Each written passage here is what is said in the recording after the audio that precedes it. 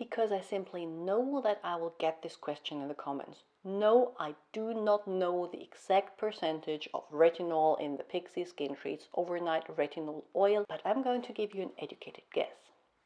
Hi, I'm Dr. Anne. I'm a medical doctor with a passion for skincare that works. On this channel, we explore the science behind skin and do quick reviews so you learn to pick exactly those products that work for your individual skin concern. So if this is something you're interested in, please consider subscribing and ring the notification bell. When Pixi launched their retinol line, this was one that I was most excited to try. Pixi says, this exquisite oil blend helps to restore skin plumpness and improve the appearance of fine lines and pores. This is one of the richer face oils I have tried.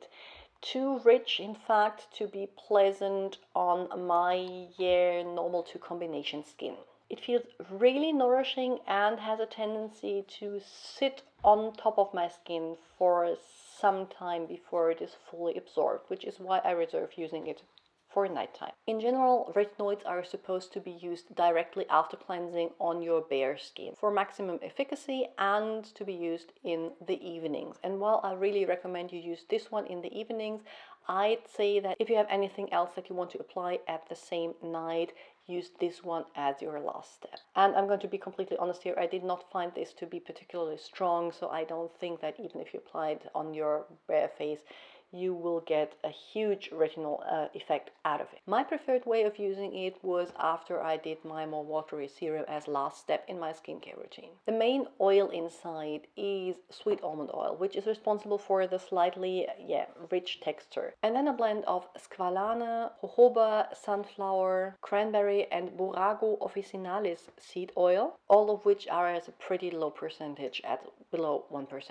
It also contains humectants, a ceramide and some peptides from the matrixyl complex. In terms of retinol concentration, I can't really tell. It contains two different retinoids. It contains retinyl palmitate, pretty high up on the ingredient list, but retinyl palmitate needs 3 conversion steps to be transferred into the active form, and it loses so much of its efficacy during these transformations that some experts claim that retinyl palmitate applied topically is just simply useless. Actual retinol appears at 7th ingredient in the ingredient list. It comes before phenoxyethanol and before sodium hydroxide, which are maximum 1%, but can be used at lower concentrations. So it could be around 1%, but just from using it for several weeks, I don't think that this is a 1% retinol formula. Now, if you're wondering if it's worth your money, that depends on what you need. It's not technically an oil, well, it's technically an oil blend, but it's sweet almond oil with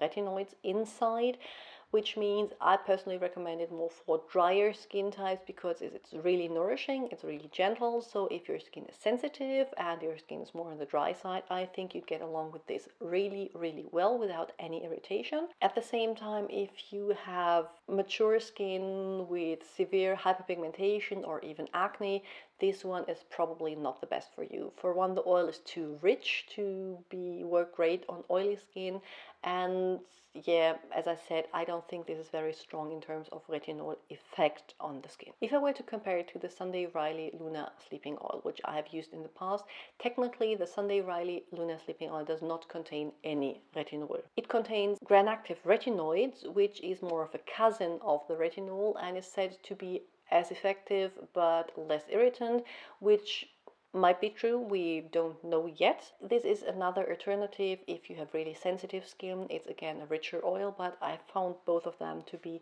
similar in terms of effect, which meant for me personally, I'm used to prescription strength retinol, I did not notice much effect at all. The only other retinol oil that I have tried is the Institutum Retin Oil, which again does not contain really retinol, but contains a mixture of granactive retinoid and bakuchiol, which I did a whole video on. Again, said to be as effective but gentler than the retinol, but not technically a retinoid per se.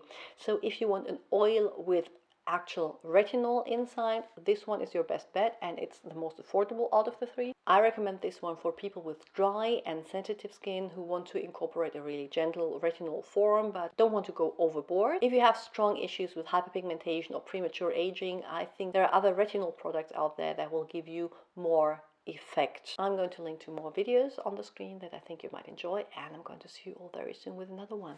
Bye!